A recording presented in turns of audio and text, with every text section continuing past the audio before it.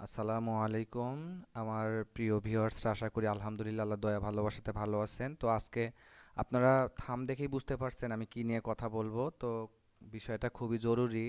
যারা 19তম পরীক্ষা দিবেন বা এবার যাদের 18তম খারাপ হয়েছে তারাও দিবেন, তো দেখেন আমি বেশি কথা বলতেছি না। তো দেখেন এখানে লেখা আছে যে এটা নিউজটা কিন্তু যে 24শে মে, হ্যাঁ, সন্ধ্যা 6টা 28 মিনিটে এই খবরটা প্রচার হয়। এনটিআরসির নতুন আইন কবে বাস্তবায়িত হবে দেখেন আমি পড়ে শোনাই।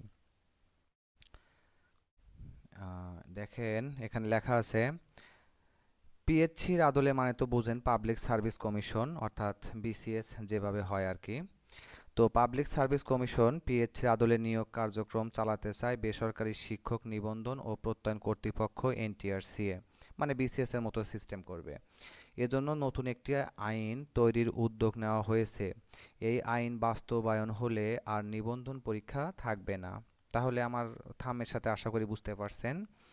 সরাসরি নিয়োগ বিজ্ঞপ্তি প্রকাশ করে পিএইচসির আদলে নিয়োগ কার্যক্রম চালাবে এনটিআরসিএ। সংশ্লিষ্ট সূত্রে জানা গেছে এনটিআরসি এর নতুন মতামতের জন্য জনপ্রশাসন মন্ত্রণালয়ে পাঠানো হয়েছে।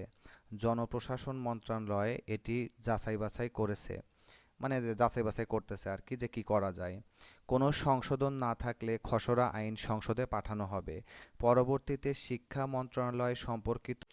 তো তার আগে আমি একটু শুধু কথা বলতে চাই। দেখেন আপনারা যারা চাকরির মানে জব সিকর আছেন, আমার প্লেলিস্ট থেকে ঘুরে আসলে আশা করি ভালো লাগবে। যেমন দেখেন এই যে যেমন সাধারণ জ্ঞান, আমি এখানে আহ, ইনশাল্লাহ আপনার আমার সাথে থাকলে প্রত্যেক দিন এইগুলো আপলোড দিব, হ্যাঁ। যেমন সাধারণ জ্ঞান সম্পর্কে বলেন, চাকরির প্রস্তুতি, এই যে প্রিপোজিশন, অর্থাৎ টোটালি ইন টোটাল একজন জব ক্যান্ডিডেটের যা দরকার আমার এই প্লেলিস্টে ইনশাল্লাহ পেয়ে যাবেন, বিশেষ করে ইংরেজি অংশ।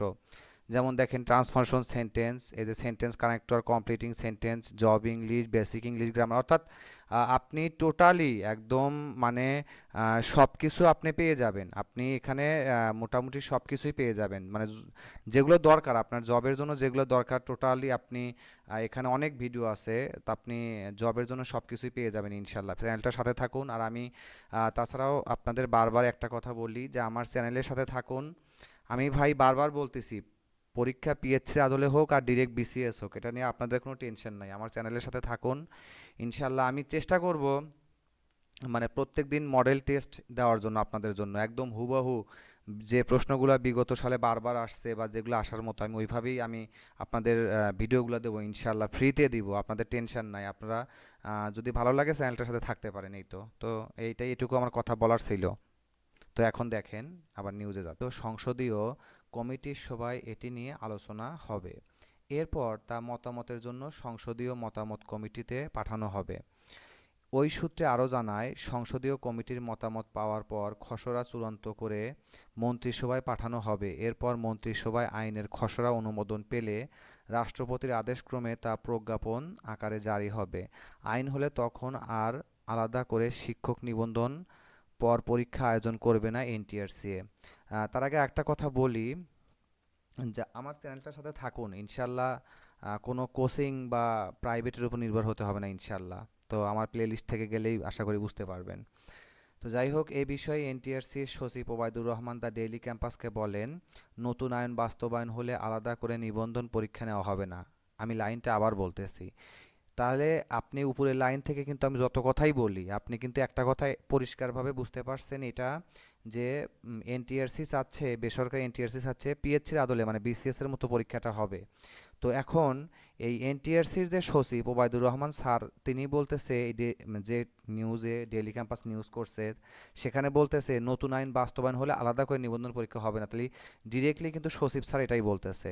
কথা কি বুঝতে পারছেন? আশা করি বুঝতে পারছেন। তখন সরাসরি নিয়োগ বিজ্ঞপ্তি প্রকাশ করা হবে। সরাসরি নিয়োগ বিজ্ঞপ্তি অর্থাৎ যতগুলা সিট লাগবে ততগুলাই মানে নিয়োগ দিবে। এটি করতে পারলে সনদের মেয়াদ কিংবা বয়স নিয়ে আর কোনো সমস্যা থাকবে না। আচ্ছা, জানা গেছে নতুন আইন বাস্তবায়ন হলে নিয়োগ বিজ্ঞপ্তি প্রকাশের দিন থেকে বয়স হিসাব করা হবে। কথাটা আমি আবার বলতেছি। জানা গেছে নতুন আইন বাস্তবায়ন হলে নিয়োগ বিজ্ঞপ্তির প্রকাশের দিন থেকে বয়স হিসাব করা হবে। আশা করি বুঝতে পারছেন লাইনটা। অর্থাৎ কোনো প্রার্থীর বয়স 34 বছর 11 মাস হলেও তিনি আবেদন করতে পারবেন। তার মানে আমরা জানি যে নিবন্ধনে 35 বছর টোটাল মেয়াদ। তো 1 মাস আগ পর্যন্ত সে মানে করতে পারবে, অ্যাপ্লাই করতে পারবে। নিয়োগ বিজ্ঞপ্তি প্রকাশের পর নিয়োগ কার্যক্রম সম্পন্ন করতে 4 বছর লাগলেও, এখানে লাগলেও হবে হয়তো, ওই প্রার্থীর চাকরির সুপারিশ পাবেন। এটা একটা ভালো বিষয়। তো এই প্রসেসটা কেমন অবশ্যই কমেন্টে জানাবেন ইনশাল্লাহ। তো নাম অপ্রকাশিত রাখা সত্ত্বেও এনটিআরসির এক কর্মকর্তা জানান, 17তম শিক্ষক নিবন্ধন পরীক্ষায় চূড়ান্তভাবে উত্তীর্ণ হয়ে অনেক প্রার্থী পঞ্চম গণবিজ্ঞপ্তি আবেদন করতে পারেনি। বিষয়টি নিয়ে অনেক আলোচনা সমালোচনা হয়েছে, এজন্য দ্রুত নতুন আইন কার্যকরের চেষ্টা করা হচ্ছে। তিনি আরও বলেন, চলতি বছরের মধ্যে নতুন আইন হলে 19তম শিক্ষক নিবন্ধনের বিজ্ঞপ্তি প্রকাশ করা হবে না।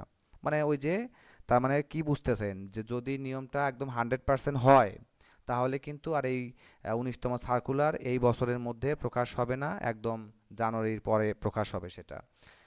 তখন নতুন নিয়মে নিয়োগ বিজ্ঞপ্তি প্রকাশ হবে। 18তম শিক্ষক নিবন্ধনের কার্যক্রম শেষ হওয়ার পরও নতুন আইন জারি না হলে 19তম শিক্ষক নিবন্ধনের বিজ্ঞপ্তি প্রকাশ করা হবে। কথা কি বুঝতে পারছেন? তার মানে আশা করি ভিডিওটি ভালো লাগছে। সাথেই থাকুন আপডেট জানার জন্য। টিল দেন, আল্লাহ হাফেজ, আসসালামু আলাইকুম ওয়া রাহমাতুল্লাহি ওয়া বারাকাতুহু।